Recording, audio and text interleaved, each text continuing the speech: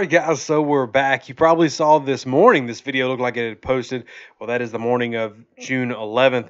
But I come to find out I had no sound, went back and looked, and it looks like my son, who loves my computer and setup equipment that we have for streaming and videos, he likes to press this little button that turns the microphone off. So apparently the video we uploaded yesterday to go out this morning did not work at all. There was no sound. So now we're remaking it for you, and we're going to take a look at the RPO again. We looked a few days ago at the New Orleans Saints and how they'll use pre-snap reads and box counts to use RPOs effectively to take advantage of matchups before the snap. Now we're going to take a look at RPOs from the other end of the other end of the spectrum, angle. I tried to say both words at one time and neither came out right. So other end, though, post-snap reads, and this is something that the Eagles did a fantastic job of last year and all year long, and too often it gets tied as a gimmick. And even when Nick Foles came in after Carson Wentz went down at the end of the year, well, this was this gimmick they inserted to, give Nick Foles the best chance of success. And truthfully, that's not the case. They were running this effectively all year long, and they were able to do it in situations that show it's not a gimmick play, that it is a legitimate play that puts a burden on the defense. And we're going to talk about how and why today. In particular, there's a specific play that we have chosen, and I say we because I sat down and I talked to Bobby Peters. If you haven't checked out, he has written 2 phenomenal books the past 2 years about teams and how they have success on third downs. And in fact, for you New Orleans Saints fans who frequent this channel, he wrote an entire book about the 2016 New Orleans Saints offense, which finished first in third downs. He goes through every single third down play and how it was successful or when it wasn't. And when me and him looked at this, and this is going to be a play in Week 5 against the Arizona Cardinals that we're going to take a look at, where you see a post-snap RPO. But before we get into that, let's do what we always do. Read up on what an RPO is. So we're going to go back to our friends at Inside the Pylon. They always have fantastic work. And let's go take a read of what post-snap RPOs are.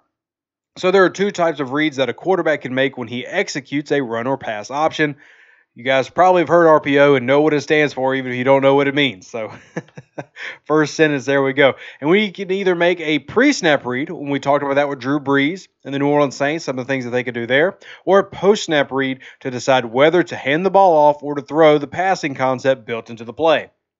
If the RPO concept requires a pre-snap read, you can use things like box counts and a ratio read, and we talked about that before. But if the concept requires a post-snap decision, the quarterback will read and react to a particular defender.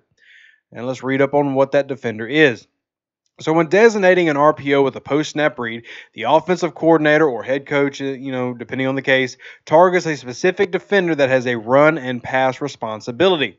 The defender is called a conflict defender because he is placed in conflict. So he is in conflict because the quarterback will make a decision whether to hand the ball off or to throw the ball based on his movement. The targeted defender plays the run, the quarterback will throw the ball. Vice versa. The targeted defender drops back into coverage, you're going to hand it off and go with the run play.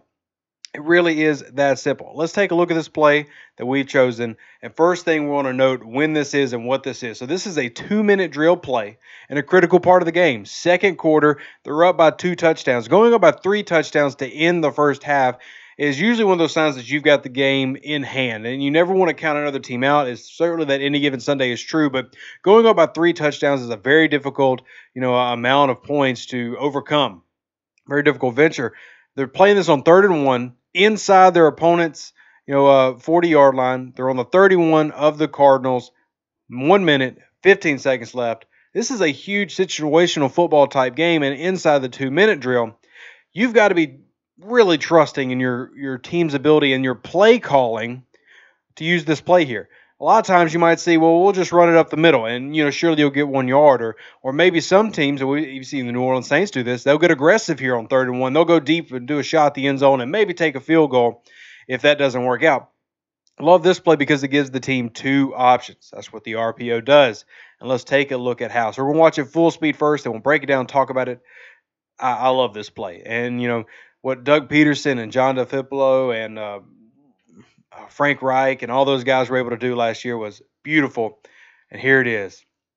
And see, you watch this, and if you're not looking closely, you'll just say, well, this is just a quick slant. But it's so much more than that. So let's do like we did last time. Let's talk about, so pre-snap read would be you look at the box here, and you'll see that there's 7 guys.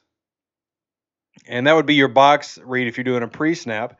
And then you'll see, well, I've only got 6 blockers. So in pre-snap, we would be going to the slant route right here, which can be just a quick little slant. But that's not what we're doing here. What we're doing here is a post-snap. So what we're going to do is put the stress on this weak side linebacker, this Will guy, and we're going to make him make the decision for us. Because if he drops back into coverage, well, now you've got 6 on 6, and now your running back becomes the extra man. That's a pretty nice numbers game to get 1 yard. If he attacks down into the gap, well, then we're going to attack the vacant area that he's leaving with a quick slant, with good route running from our receiver, and a good throw by the quarterback. And that's exactly what happens. So at the snap of the ball, let's go slowly through this one. All right. You see, be a quick peek over there. We'll see what coverage we're in. So, sorry, guys. I probably should talk about this before. So we're in a cover 1 look, middle of the field closed. We got press, man coverage on the outsides. Everything's underneath. They're playing the short game.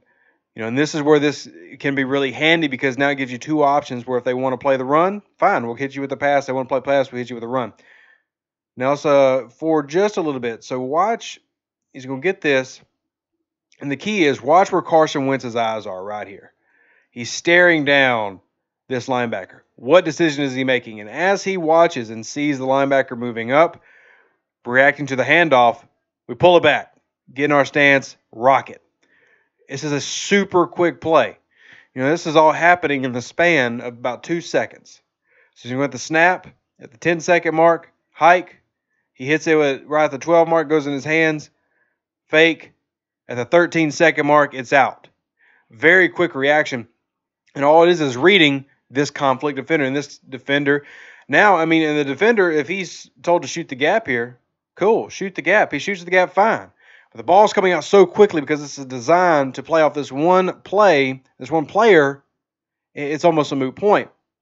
And that's what makes this play so effective. And you'll see the offensive line, this is a full-on run block here.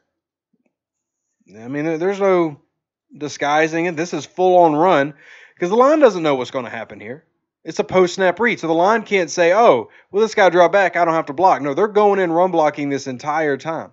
And you'll look at the 2 receivers at the bottom.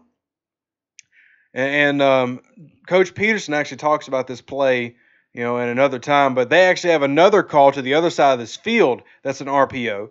Now, they're playing the left side of the field, but this is a slant and then a little bubble screen underneath. And that puts a conflict of the nickelback here. So if the nickelback drops back and defends the slant, they go to the bubble screen. If he drops underneath, well, then you hit the slant right behind that spot he vacates. So this is actually a play that they do in multiple ways in different formations, but you can see it. Just real simple concept, but so easy, in terms of how well it makes it look easy is what I'm trying to say. They do it so well here. And you get 6 yards instead of just 1. And all you're doing is putting conflict on him. And look at this run play. If he drops back and that gap's not filled, I'm pretty confident you can get a yard out of this and get the first down. And then I love the underneath right here where we've got that little bubble and then we've got the slant. Just to see that you have, they're taking the same play that they run and simply showing a different front. So what that does is it means as a defensive coordinator, you can't look at this play and say, I know what's happening. I've seen this formation on tape and I know what they're going to do. Because now, as I say, I keep pointing out this route design. Right now on this play, let me undo that one. Right now on this play, the bottom of your screen, we're not even worried about it. Carson Wentz only cares about this half field. This half right here, the left side. He doesn't care about what happens at the bottom. But the fact that they're running the same concept down there shows you that this is something that they know that they're not running just in one formation or one package. They're showing multiple looks, which makes this even more difficult because if you see this play on tape and this guy's going to run a slant, it could be a draw here. You can try to do something to fake it out. Like one thing that you could do if you know what this play is sometimes, you could try to drop back this defensive end in the zone and sneak underneath. But if it's inconsistent, in how they present this look, and you don't know if that's what's going to happen this play because maybe they go this side at the bottom of your screen, I just love all the wrinkles that were added. And that's what makes the RPO so dangerous is it takes some of the power away from the defender because now the defender has to sit and think instead of react immediately. And that little delay can be, a problem. Because if you delay as the linebacker, well, then you're just going to hand the ball off. Now you're not able to fill the gap.